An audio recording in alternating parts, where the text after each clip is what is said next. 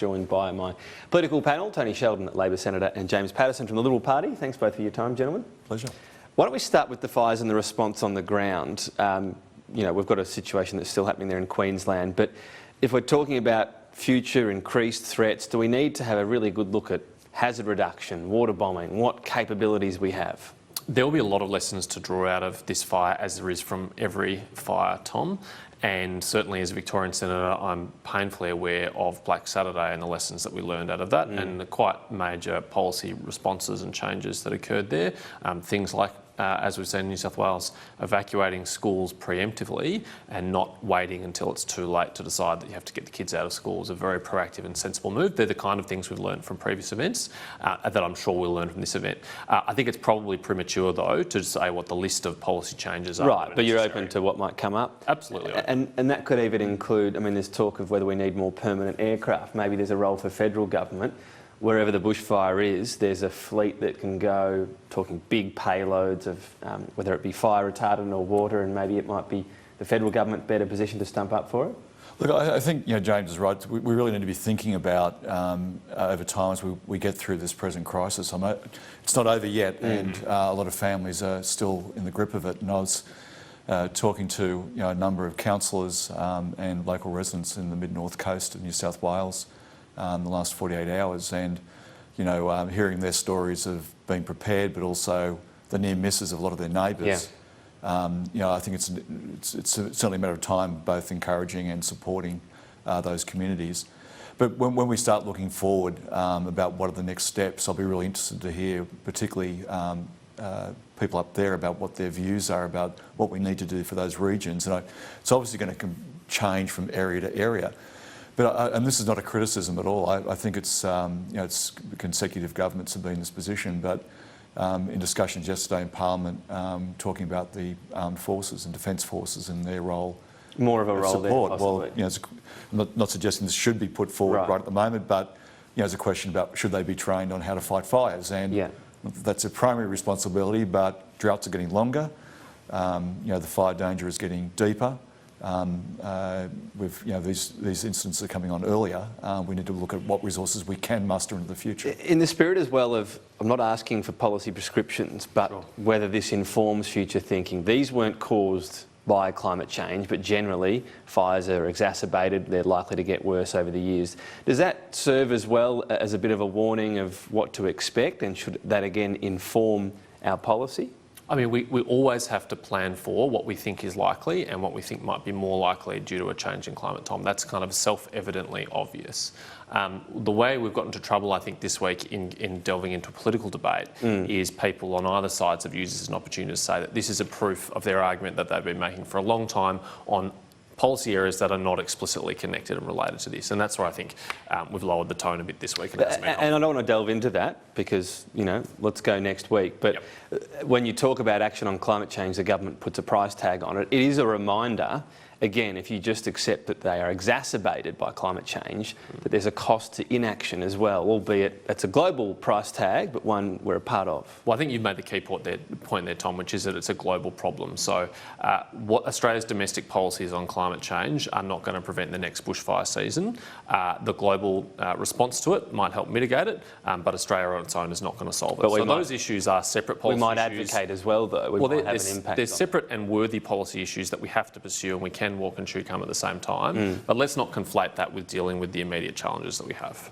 I'm just going to have a quick listen in. Do stay with us. We've got police talking at the moment about possible suspicious fires. These are New South Wales police speaking, I believe. I'll have a quick listen in. Specifically, the arson unit was deployed yesterday to work with police area commands and police districts across the state and with our emergency services to zero in or target individuals or locations to assist identifying where any of these fires were deliberately led. So some of those activities yesterday resulted in a 36-year-old Lismore man being charged with being in possession of RFS equipment. A 19-year-old man was apprehended in Loftus and allegedly from information of an individual wearing a RFS uniform riding in the national park. Both those individuals were arrested. The 36-year-old man was bail refused at Lismore and charged with obtained benefit by deception and possession goods in custody of RFS uniform. And the 19-year-old has been charged with impersonating an emergency services officer.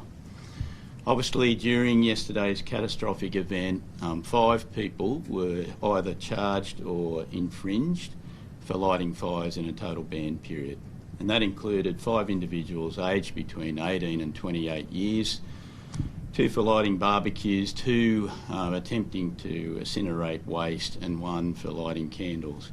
All of those individuals will either face court or serious infringement. In relation to deliberately lighting a fire, certainly in the period, certainly in the summer period, deliberately lighting a fire can carry imprisonment of up to 21 years. Questions?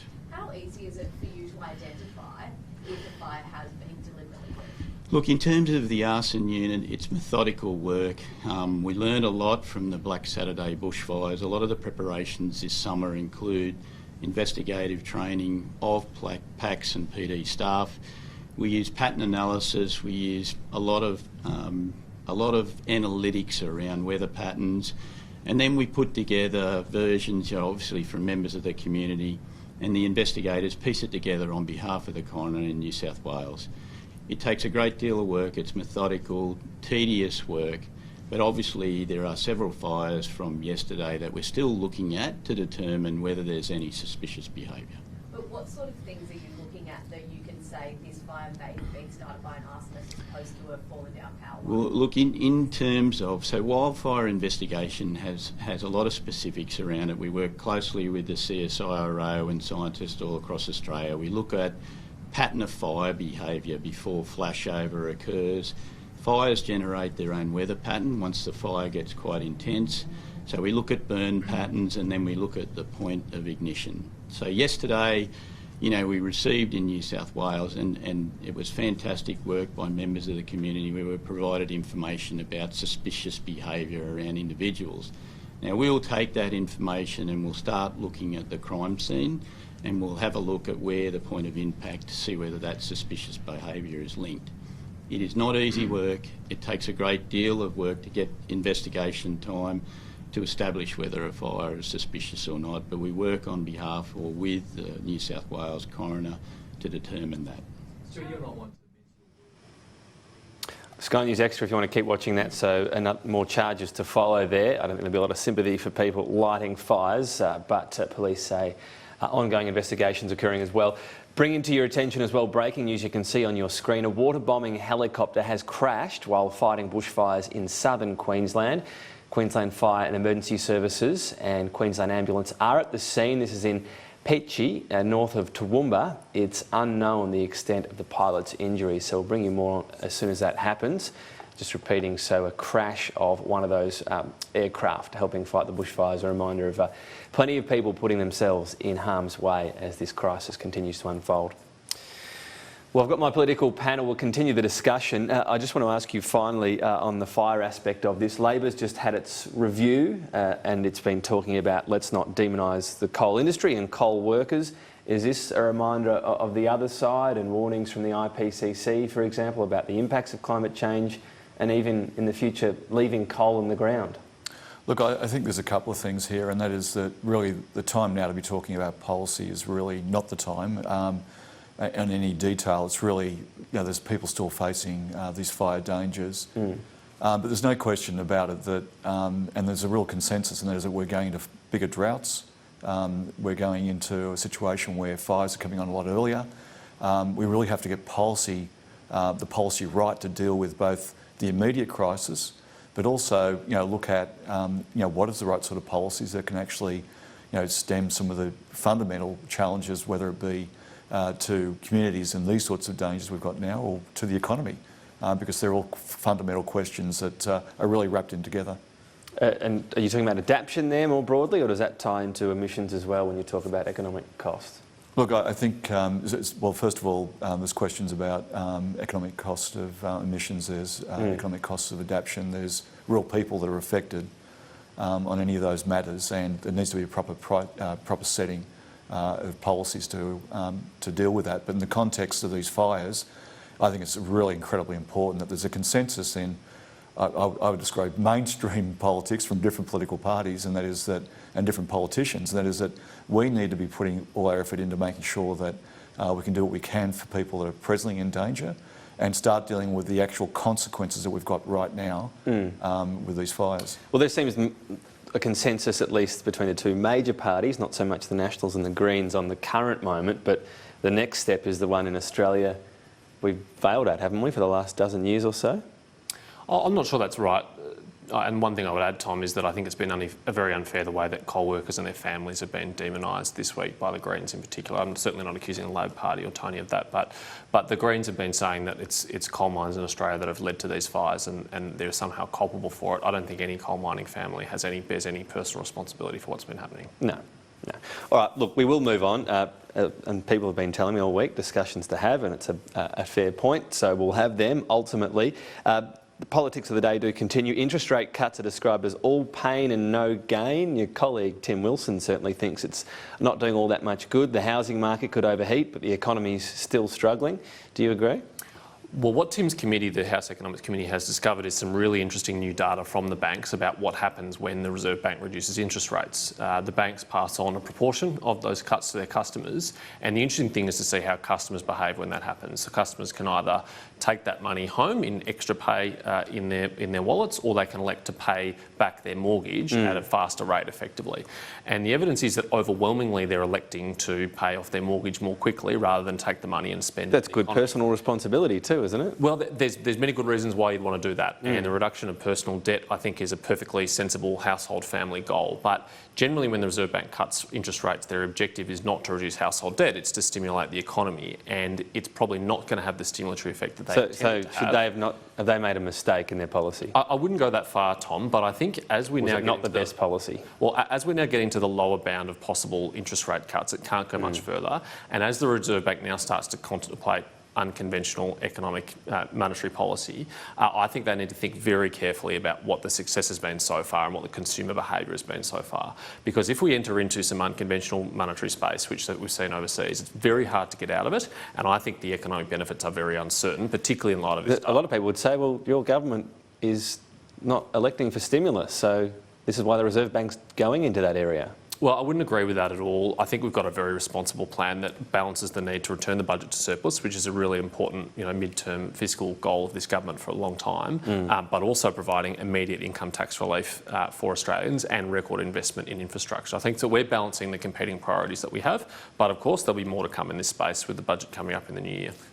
Well, isn't it interesting? I mean, James, no offence, mate, but you're sitting there really alone, because the Reserve Bank, the IMF, the World Bank, and the vast bulk of economists don't agree that the strategy that's being adopted by the government is correct. They believe that there should be money spent, and there has been calls, and rightly, right across the spectrum, including the Business Council of Australia, to say that more money needs to be spent and projects brought forward on infrastructure. When this criticism of the Reserve Bank is really a government asleep at the wheel. They're not actually turning around and making steps to make a difference. What's the specific criticism the Reserve Bank's offered?